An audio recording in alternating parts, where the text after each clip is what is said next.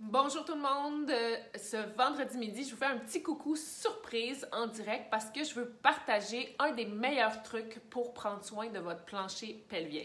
Ça va être pas juste votre plancher pelvien qui va en bénéficier, mais bien d'autres choses dont votre dos, vos hanches, vos genoux. Mais c'est quelque chose de super facile à prendre l'habitude puis de hyper pertinent. Si vous voulez en savoir beaucoup plus sur le plancher pelvien, il y a un atelier qui vient demain matin à 10h, heure de Québec, puis il y a une rediffusion pendant 7 jours. Donc, si vous n'êtes pas disponible, vous pouvez toujours en profiter sur la rediffusion. Tout ce que vous avez besoin pour le petit truc, c'est une chaise. Ben oui, combien de temps on reste assis par jour? Si vous restez plus que 2 heures par jour assis pour une raison ou pour une autre, donc si vous êtes assis pour le travail, assis pour manger, ou assis, salut Annabelle, ou assis pour écouter la télé, quoi que ce soit. Moi, je suis assise souvent pour nourrir bébé aussi. Donc, si vous passez du temps assis dans la voiture aussi, c'est un truc hyper pertinent pour le plancher pelvien. Ça va aider à soutenir votre plancher pelvien.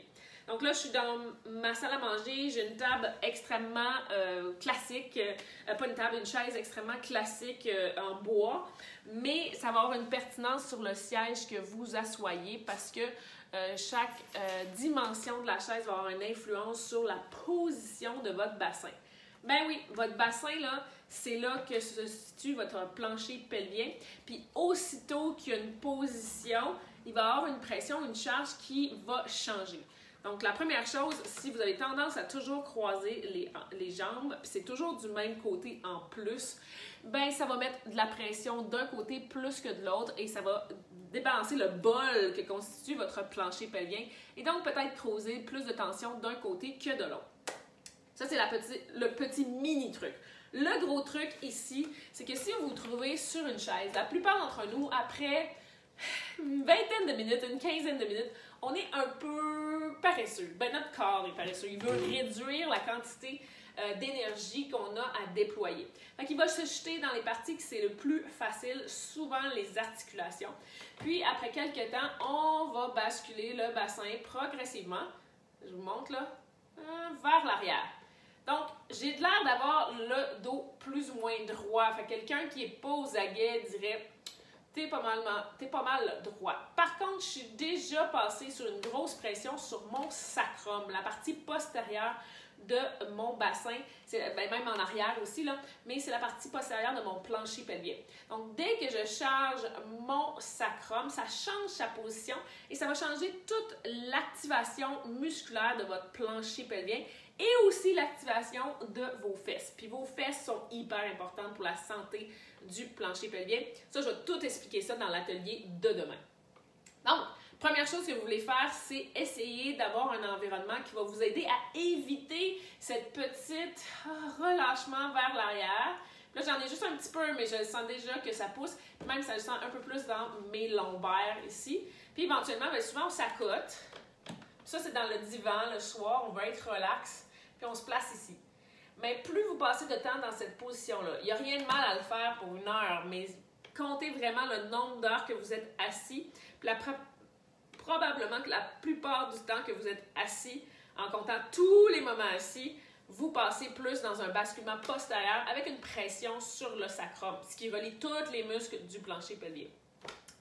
Donc, si vous passez beaucoup de temps ici, c'est sûr et certain qu'il y a une très grosse charge sur la partie postérieure et les muscles du plancher pelvien ont tendance à raccourcir, à se créer une tension beaucoup trop grande, ce qui va empêcher le plancher pelvien à s'activer et à se supporter. Donc, vous pouvez prendre 2 choses super simples. La première, c'est une serviette. Okay? Là, je l'ai mis bleu pour qu'on la voit très bien, mais ça pourrait être quelque chose de plus subtil. Mais vous voulez avoir une serviette, moi j'ai une serviette à main que j'ai roulée et que je vais placer vraiment dans la partie derrière, juste là où mes ischions, les petits os pointus, mes fesses se trouvent. Le fait de surélever un petit peu le haut, je pense qu'il pourrait être un petit peu plus épais pour moi, va m'aider à maintenir ma position où je vais avoir une courbe naturelle du dos. Je veux vraiment avoir mon dos creux dans le bas du dos, sa courbe normale, pour que lorsque je suis assise, mes côtes font face à mon plancher pelvien, puis tout ça peut travailler ensemble. Là, on parle plus de la respiration, de la digestion et tout ça, mais aussi de la position du sacrum, qui est une position normal, optimal, naturel. Ça, c'est le premier truc. Le deuxième truc, si vous n'avez pas déjà ce petit ballon-là qui est génial, vous voulez faire ça aussi, ça fait super bien. Moi, je connais des gens qui, au travail, c'est ce qu'ils utilisent parce que ça peut faire un support lombaire, mais ça peut aussi vous dire plus facilement, je trouve, que la serviette. Là, je ne sais pas si on le voit, j'ai mon ballon qui est vraiment très dégonflé. Mais si je m'appuie un petit peu plus, je sens déjà la pression qui est plus forte dans mon bassin, directement sur mon coccyx puis mon sacrum. Donc, ça a le meilleur signal, si vous voulez, que si je mettais seulement la serviette. Mais la serviette, c'est vraiment économique parce que tout le monde a ça aussi. Donc, c'est une façon de savoir que si je lâche prise, ça pousse ici, puis je le sens tout de suite. Donc, ça veut dire ça empêche mon plancher pelvien d'être dans une position optimale et ainsi d'éviter d'avoir des tensions et aussi une perte de force. Parce qu'on veut que notre plancher pelvien il soit d'une longueur normale. Oui, on le veut assez long. La plupart d'entre nous, il y a raccourci avec le temps parce qu'on a ces habitudes de s'écraser ici. Juste un petit truc, puis je veux le mentionner parce que moi, j'ai pas réalisé ça. Même moi qui est consciente de ça, j'avais pas réalisé ça. Mais ma chaise où je nourris bébé, c'est une chaise berçante. C'est une chaise berçante Elran, si vous connaissez. Là, c'est une compagnie super commune au Québec. Ben, la longueur qu'il y a ici est tellement plus longue que mes jambes. Je dois, pour être capable de mettre mes genoux au bout, je dois assumer la position comme ça. Fait que je nourris bébé. Puis là, je peux vous le dire, là, nourrir bébé et bercer bébé pour l'endormir, là, c'est une job à temps plein. Par année, là, c'est 1905 heures. C'est beaucoup d'heures.